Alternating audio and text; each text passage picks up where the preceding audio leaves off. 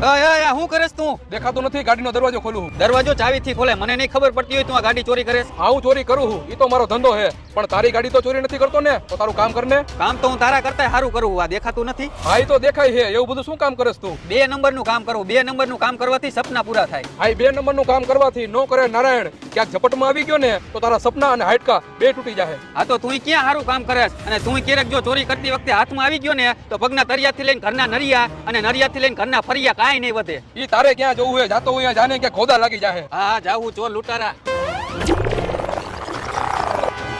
ચાવી ક્યાં ગઈ?